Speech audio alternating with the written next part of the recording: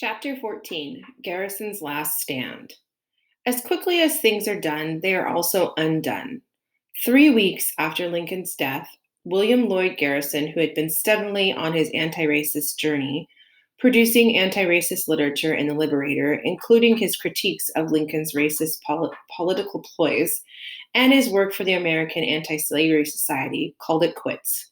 He announced his retirement. He believed that because emancipation was imminent, his job as an abolitionist was done. But his team, his followers, refused to stop their work and instead shifted their focus to Black voting, a focus that leaned toward immediate equality. And while Garrison was trying to bow out gracefully, Lincoln's successor was forcefully breaking in. After breaking down what had been for Black people a breakthrough, his name was Andrew Johnson, and he basically reversed a lot of Lincoln's promises, allowing Confederate states to bar Blacks from voting and make sure their emancipation was held up only if Black people didn't break laws. Black codes. Special codes used to stop Black people from living freely were created. They would quickly evolve into Jim Crow laws, which were laws that legalized racial segregation. No need for the loopholes anymore.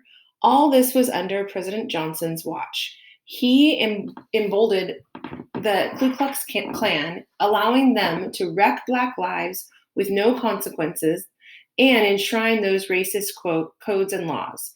Turned out, freedom in America was like quicksand. It looked solid until a Black person tried to stand on it. Then it became clear it was a sinkhole. Anti-racists were fighting against all of these things. Some people, like Pennsylvania Congressman Thaddeus Stevens, even fought for the redistribution of land to award former slaves 40 acres to work for themselves. But the arguments against this plan were relentless and racist, presented in this strange way that makes the freed Black person seem stupid. How will they know how to care for the land if it's just given to them? Really? And guess who was quiet? William Lloyd Garrison. Having suffered 2 bad falls in 1866 that physically sidelined him, he chose not to engage in the political struggle against racial discrimination. But he still looked on, watching the racist roadblocks being erected at every turn, and the political and physical violence working to break the bones of Black liberation. Yes, Garrison still looked on, his ideas about gradual equality still evolving. After all, it had been his genius, whether he knew it or not, that had transformed abolition from a messy political stance, like Jefferson's, to a simple moral stance. Slavery was evil, and those racist justifying or ignoring slavery were evil. And it was the moral duty of the United States to eliminate the evil of slavery. Boom.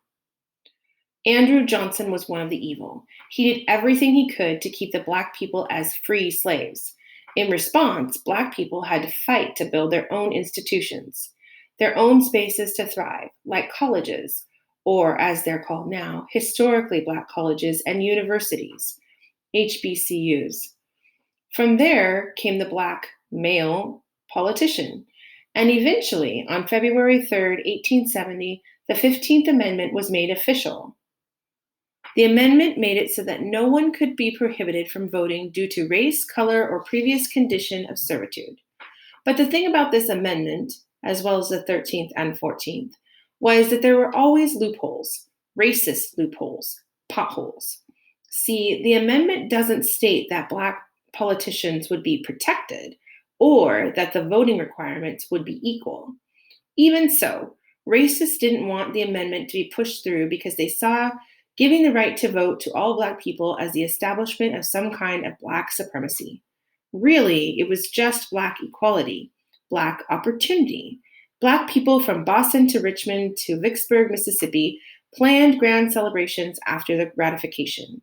For their keynote speaker, several communities invited a living legend back to the main stage, William Lloyd Garrison. The 15th Amendment was a big deal, but here's the thing about big deals. If people aren't careful, they can be tricked into believing a big deal is a done deal, like there's no more fight left. No reason to keep pushing. That freedom is an actual destination. And that's how Garrison and the American Anti-Slavery Society felt, like their jobs were done.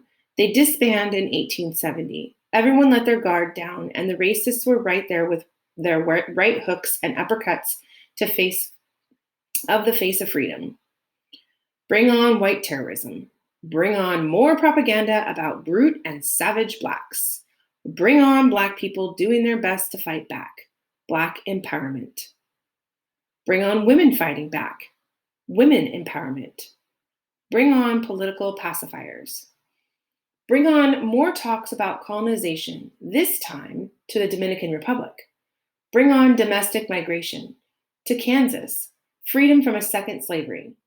It was this, Black people moving to safer pastures like Kansas, that William Lloyd Garrison supported at the end of his life.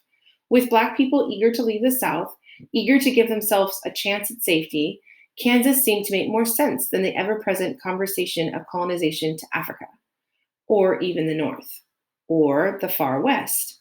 Northern allies worked tirelessly to raise money for Southern Black people who wanted to flee Mississippi or Louisiana. Garrison, now 74, his abolitionist heart still pumping, exhausted himself gathering resources for hundreds of Black people on the move towards Kansas. It was the best he could do. He wanted immediate emancipation. He now even wanted immediate equality. Neither of those things happened during the Reconstruction after the Civil War, and neither of them would in his lifetime.